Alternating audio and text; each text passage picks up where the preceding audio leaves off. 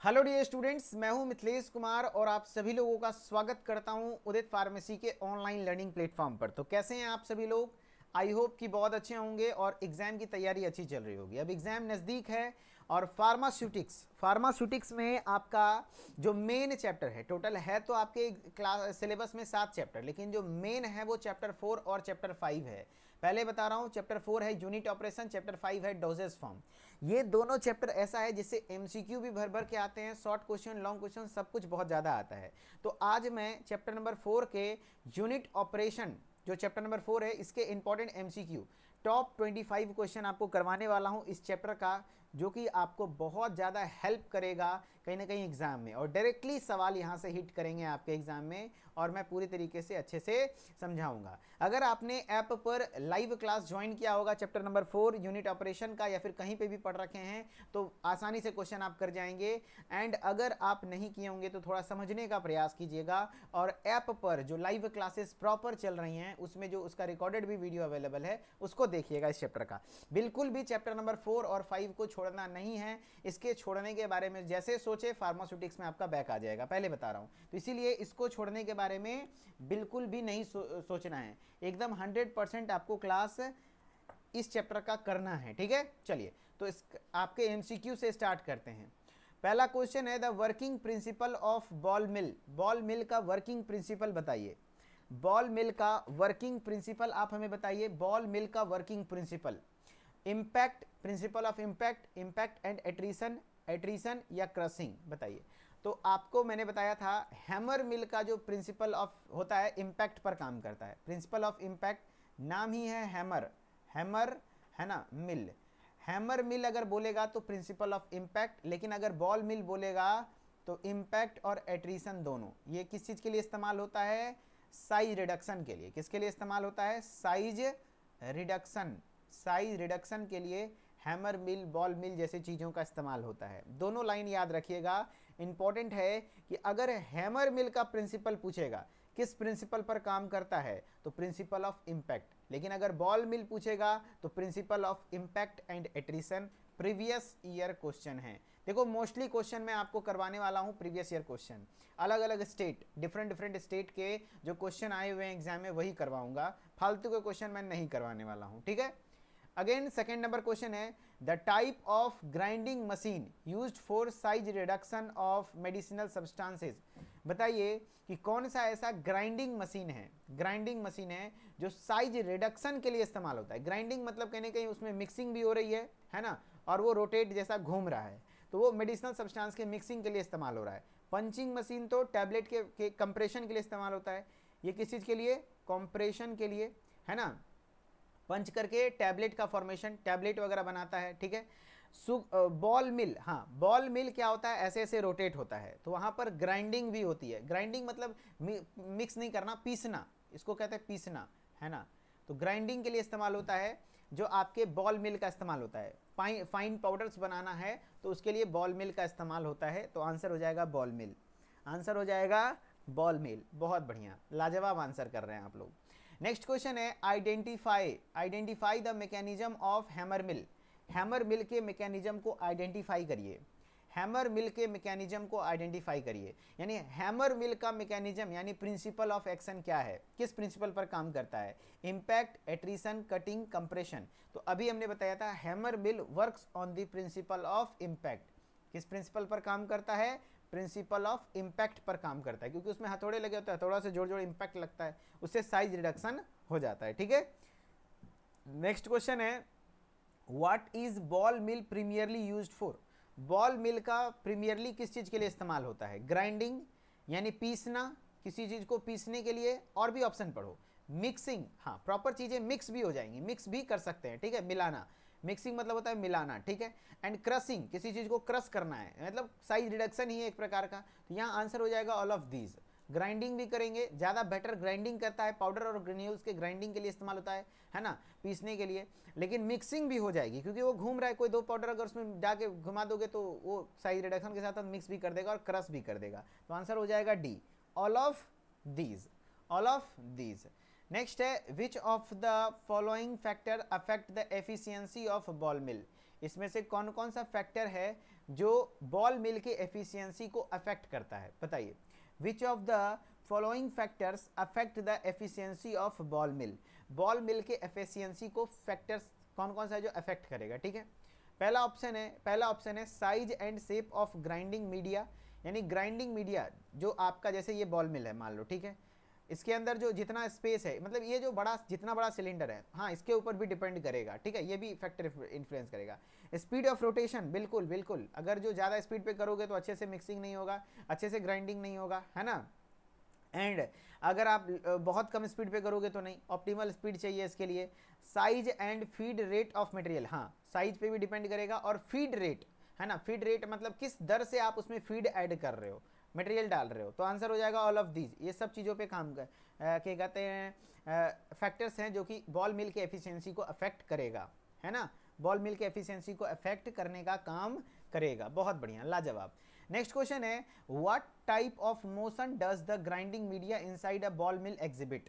यानी बॉल मिल में किस प्रकार का मोशन होता है? लीनियर मोशन, यानी कि सीधा सीधा चलता है क्या, या फिर सर्कुलर मोशन कि रोटेट होता है, घूमता है, कि रैंडम जैसे तैसे होता है, या ऑक्सीलेटरी? ऑक्सीलेटरी मतलब होता है एक बार पीरियोडिक मोशन, एक बार इधर गया टर्न टर्न फिर वापस, ऐसा नहीं होता। तो यहाँ पे बॉल मिल में मैंने बताया लॉन्गिट्यूडिनल एक्सिस के अकॉर्डिंग, जैसे मान लो ये बॉल मिल है तो ऐसे ऐसे रोटेट करता है ना, तो ये सर्कुलर मोशन यहाँ पर शो होता है ना, सर्कुलर मोशन, गोल गोल घूमता है वो, ठीक है, बहुत बढ़िया, लाजवाब।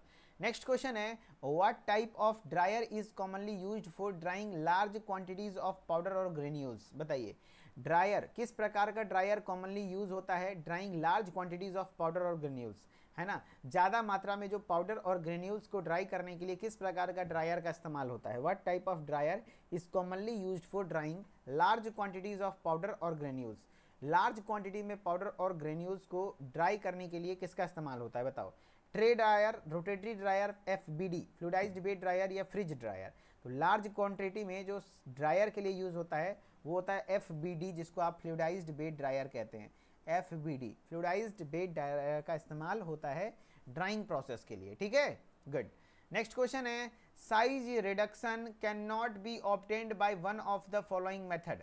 इसमें से कौन सा ऐसा मेथड है जिससे कि साइज रिडक्शन नहीं होगा? ठीक है, फ्लोक्यूलेशन, मैकेनिकल, कटिंग और एट्रीशन। क्या बोल रहा है? कैन नॉट, यानी कि कौन सा मेथड साइज रिडक्शन का नहीं है?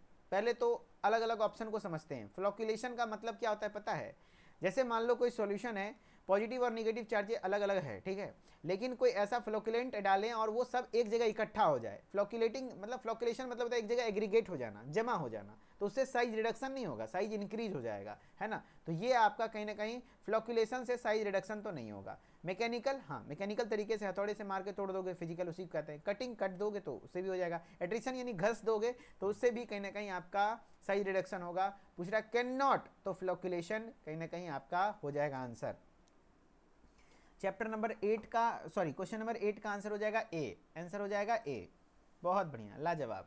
नेक्स्ट हो जाएगा अब question, as the rate of feed increases the size reduction. मान लो कोई भी मिल है, हैमर मिल है या बॉल मिल है, जैसे जैसे आप feed of rate of feed मतलब होता है कि मान लो जितना ज़्यादा मटेरियल डाल रहे हो तो साइज रिडक्शन का रेट बढ़ेगा या घटेगा? तो जितना ज़्यादा सामान डालोगे तो कहीं ना कहीं धीरे धीरे रिडक्शन हो जाएगी, जितना कम रहेगा उतना जल्दी जल्दी साइज रिडक्शन होगा। तो जैसे जैसे हम लोग रेट ऑफ फीड को इंक्रीज करेंगे तो साइज रिडक्शन डिक्रीज होगा, साइज रिडक्शन डिक्रीज होगा, यस डिक्रीज होगा। क्योंकि आप मान लो आटा पिसाने हुपर है, यहाँ पे चक्की लगी हुई है, तो कम कम डालोगे तो आसानी से उसका साइज रिडक्शन होगा, पिस देगा। लेकिन अगर बहुत ज़्यादा डालोगे, बहुत तेज़ी से डालोगे तो साइज रिडक्शन का टाइम कम, मतलब रेट स्पीड घट जाएगा ना। तो आंसर हो जाएगा डी, आंसर हो जाएगा डी, बहुत बढ़िया, लाजवाब। नेक्स्ट क्वेश्चन है, which of the following is true about cyclone separator? Cyclone separator के लिए ट्रू कौन सा है, सही कौन सा है बताओ? विच of the following is true about cyclone separator? Cyclone separator के लिए कौन सा सही है? Which of the following is true about cyclone separator? तो साइक्लोन सेपरेटर कैसा होता था पता है ना? एक कोनिकल इस टाइप का होता था स्ट्रक्चर, है ना, और ये कोनिकल बेस होता था। यहाँ से आप हवा गर्म, मतलब बहुत तेज़ी से हाई वेलोसिटी के साथ एयर डालते थे एंड वो यहाँ पे ऐसे ऐसे रोटेट होता था, ऐसे ऐसे रोटेट होता था, और जो भी पार्टिकल्स हैं, है ना, जो भी उसमें कोर्स पार्टिकल हैं, जो बड़े बड़े पार्टिकल्स हैं, वो कहीं ना कहीं दीवार से टकराते थे क्योंकि सेंट्रीफ्यूगल फोर्स लगता था उसके ऊपर। ध्यान रखना, साइक्लोन सेपरेटर किस प्रिंसिपल पर काम करता है? तो साइक्लोन सेपरेटर सेंट्रीफ्यूगल फोर्स के प्रिंसिपल पर काम करता है। टकराने की वजह से उसकी वेलोसिटी कम होती थी, वो नीचे आकर डिस्प्लेस हो जाता था और गर्म हवा जो है वो बाहर निकल जाता था। तो कोई भी गैसियस सस्पेंशन है जिसमें कि सॉलिड पार्टिकल या कोर्स पार्टिकल है, उसको सेपरेट करने के लिए यूज होता था। अब बोल रहा है कौन सा ट्रू है, चलो, used to separate solid in gas usually air, yes, air में से, ये सही है, ये सही है, यानी कि एयर में से सॉलिड को सेपरेट करने के लिए इस्तेमाल, लिक्विड में से नहीं, मेनली जो यूज होता है एयर, मैंने बोला ना गैसियस सस्पेंशन। और भी ऑप्शन पढ़ते हैं सारा option.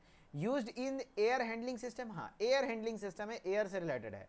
Use to remove only coarse particle, हाँ कोर्स पार्टिकल को रिमूव करने के लिए। तो आंसर ए करने वाले भाई सावधान, चारों ऑप्शन पढ़ना जरूरी है।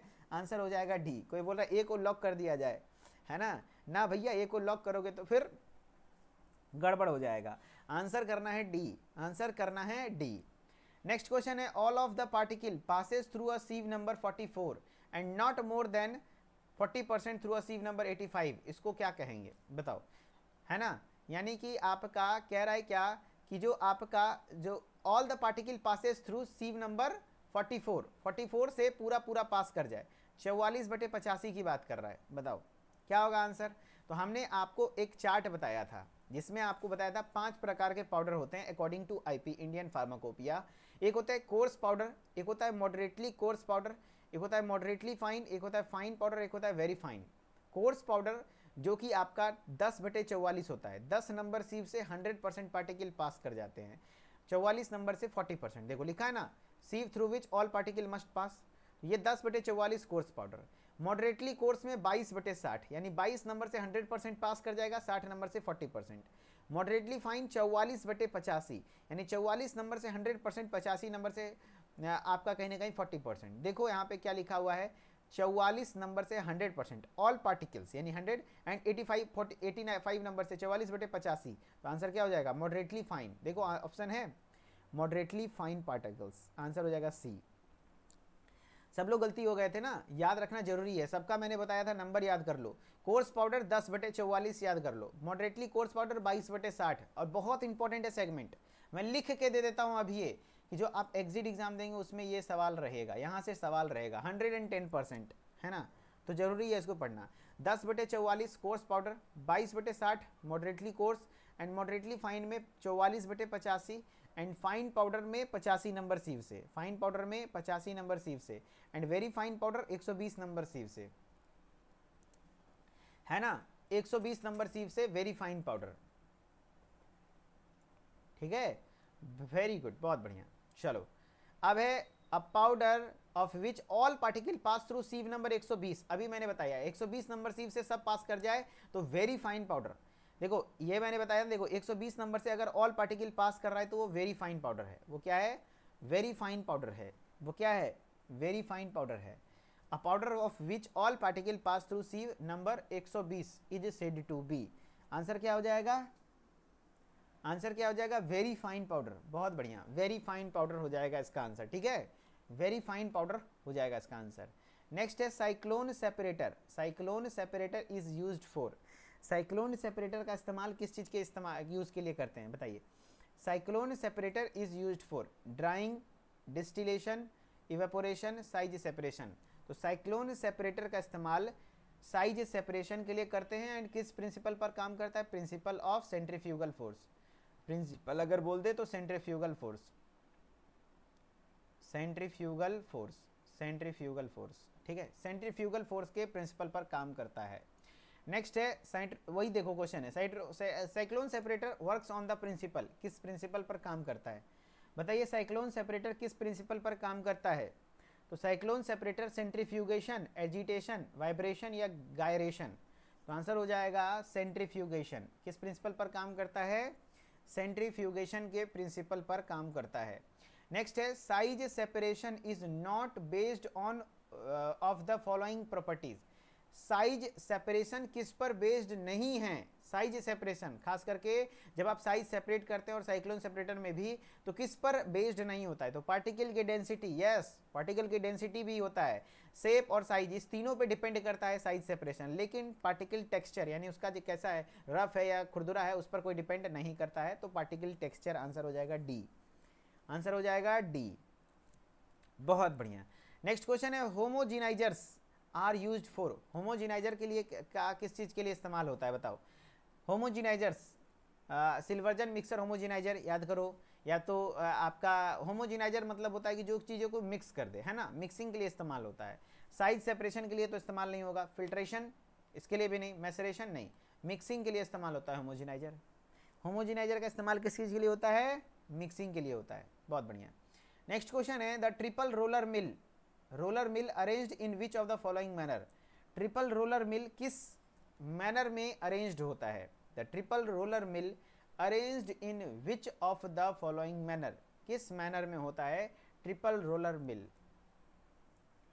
ट्रिपल रोलर मिल किस मैनर में अरेंज्ड होता है बताइए?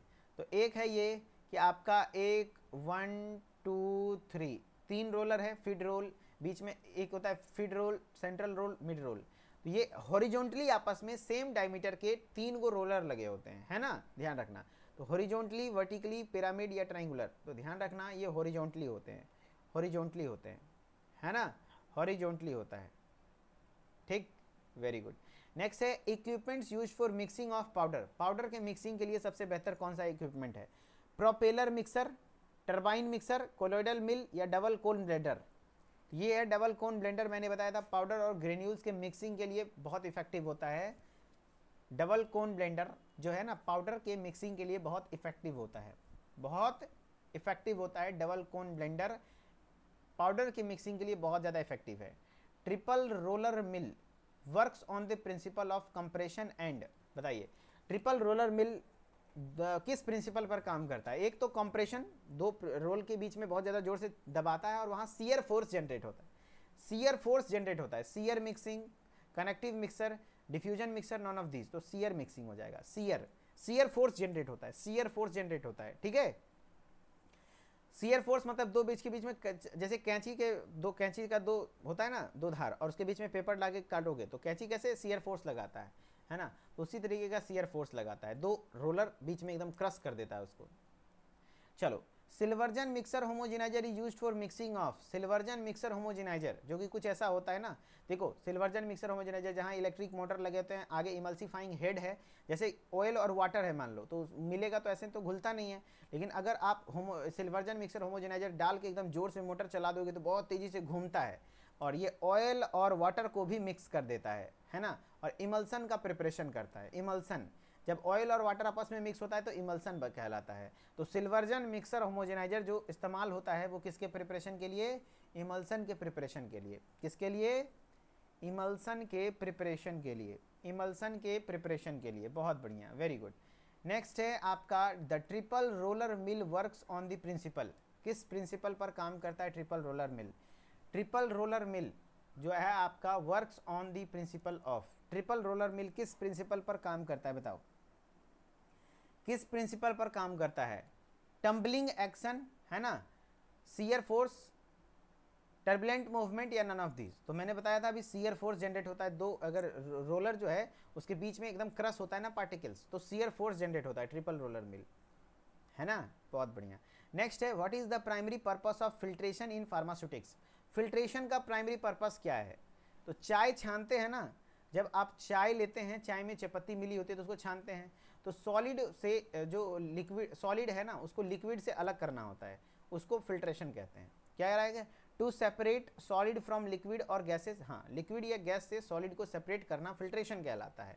ये आंसर हो जाएगा यस, ए, ठीक है, ये हो जाएगा ए। और फिल्ट्रेशन से कुछ रिलेटेड थ्योरीज भी हैं, देखिए थोड़ा सा कुछ पॉइंट्स भी है जहाँ से सवाल बनते हैं। कह रहा है कि फिल्ट्रेशन क्या है?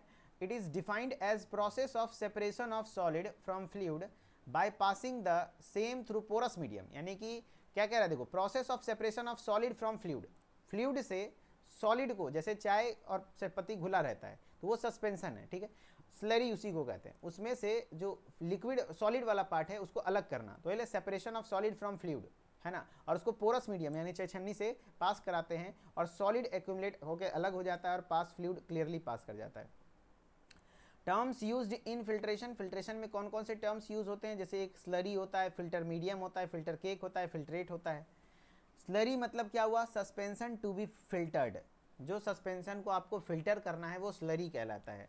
जैसे ये चाय है, चाय में चायपत्ती घुला रहता है तो वो आपका क्या कहलाएगा, स्लरी कहलाएगा, है ना। यानी कि जो सस्पेंशन को आपको फिल्टर करना है वो स्लरी कहलाएगा। एंड फिल्टर मीडियम जो आप छन्नी यूज कर रहे हैं ना, actually porous medium used to retain solid, यानी कि जो पोरस मीडियम यानी कि छिद्र युक्त माध्यम जिसमें सॉलिड एक्यूमुलेट हो जाए, जमा हो जाए, चायपत्ती जमा हो जाए, और जो जमा हुआ चायपत्ती जो सॉलिड एक्यूमुलेट हो जाता है, एक्यूमुलेटेड सॉलिड को फिल्टर मीडियम के ऊपर जो एक्यूमुलेटेड सॉलिड है उसको फिल्टर केक कहते हैं। Accumulated solid on the filter, filter के ऊपर जो सॉलिड एक्यूमुलेट हो जाता है वो फिल्टर केक कहलाता है। एंड फिल्ट्रेट जो क्लियर लिक्विड पास हो जाता है ना, clear liquid passing through filter, filter medium के द्वारा जो क्लियरली लिक्विड पास हो जाता है उसको हम लोग फिल्ट्रेट कहते हैं, उसको हम लोग क्या कहते हैं, फिल्ट्रेट कहते हैं, ठीक है। अब देखो एक सवाल है, आप बताइएगा इसका आंसर। कह रहा है what does the term filter cake refers to in filtration process. Filter cake, filter cake मतलब क्या हुआ, मैंने बताया था फिल्टर केक, देखो मैंने बताया था ये फिल्टर केक यानी चायपत्ती के ऊपर जो छानते हैं ना, तो उसके ऊपर जो चायपत्ती जमा हो जाता है ना, उससे जमा एक्यूमुलेटेड सॉलिड जो बाहर बन रहा है उसी को हम लोग फिल्टर केक कहते हैं। तो accumulated solid on the filter, है ना। अब देखो ऑप्शन पढ़ो, the liquid that passes through filter, जो पास कर जाएगा वो तो फिल्ट्रेट कहलाएगा, वो तो फिल्ट्रेट कहलाएगा, वो तो नहीं होगा आंसर, ये गलत हो जाएगा। The solid material that accumulate on surface of the filter, yes surface, filter के सरफेस पर जो सॉलिड मटेरियल एक्यूमुलेट होता है उसको हम लोग कहते हैं फिल्टर केक। बहुत बढ़िया। ये देखो आपका फिड है ना, ये स्लरी जो कि आपको सस्पेंशन मतलब जिसको आप फिल्टर करना है, ये फिल्टर मीडियम है, यहाँ पे फिल्ट्रेट प्राप्त हुआ। नेक्स्ट है what type of dryer is commonly used for drying large quantities of powder और ग्रेन्यूल्स। ज़्यादा मात्रा में पाउडर और ग्रेन्यूल को ड्राई करने के लिए किसका इस्तेमाल होता है, बताइए। Tray dryer, rotatory dryer, FBD या फ्रिज ड्रायर। एफबीडी मतलब फ्लूइडाइज्ड बेड ड्रायर, ध्यान रखना आपका इस्तेमाल होता है एफबीडी यानी फ्लूइडाइज्ड बेड ड्रायर। किसका इस्तेमाल होता है, एफबीडी यानी कि fluidised bed dryer, fluidised bed dryer, है ना, फ्लूइडाइज्ड बेड ड्रायर का इस्तेमाल होता है। बहुत बढ़िया। नेक्स्ट है which of the following method is primarily used to extract active ingredients from plant material by dissolving them in a solvent. कहने का मतलब हुआ कि which of the following method, इसमें से कौन सा मेथड प्रीमियरली यूज किया जाता है एक्सट्रैक्ट करने के लिए एक्टिव इंग्रेडिएंट्स को प्लांट्स से। जैसे ये प्लांट मटेरियल है, उसका जो एक्टिव इंग्रेडिएंट है उसको एक्सट्रैक्ट करने के लिए जो मेथड इस्तेमाल होता है वो क्या कहलाता है, डिस्टिलेशन, फिल्ट्रेशन, एक्सट्रैक्शन या क्रिस्टलाइजेशन। तो एक्सट्रैक्शन यानी निष्कर्षण विधि होता है जिसके माध्यम से आप कोई भी प्लांट मटेरियल है या क्रूड ड्रग है उससे उसके फाइटो कॉन्स्टिट्यूएंट को सेपरेट कर पाते हैं, है ना। तो आंसर हो जाएगा C. And thank you so much, बहुत बहुत धन्यवाद, तहे दिल से शुक्रिया, है ना। एंड ये चैप्टर 4 का इंपॉर्टेंट एमसीक्यूज था जो कि आपके एग्जाम में रिपीटेडली पूछे जाते हैं। आई होप कि आपके सारे क्वेश्चन सॉल्व हुए होंगे, किससे कितना क्वेश्चन बना कमेंट में जरूर बताइएगा। एंड क्वेश्चंस अगर बने और अच्छा लगा तो कमेंट में दिल बना दीजिएगा। And thank you so much for your love and support, है ना। इतना प्यार देने के लिए तहे दिल से धन्यवाद। बस साथ निभाए रखिए, आपको नैया पार आपका कराना हमारा काम है, मैं जरूर करवाऊंगा, अच्छे से आपको पढ़ाऊंगा, टेंशन नहीं लेना है। बाकी जो लोग हमारे इंस्टाग्राम से जुड़ना चाहते हैं, मिथिलेश सर ऑफिशियल मेरा इंस्टाग्राम आईडी है, वहाँ से भी आप हमारे साथ कनेक्टेड रह सकते हैं और खूब इंजॉय कर सकते हैं, अच्छे से पढ़ सकते हैं, मोटिवेटेड रह करके पढ़िए। Okay, thank you so much, we will meet again in the next lecture and thank you. Okay, bye bye.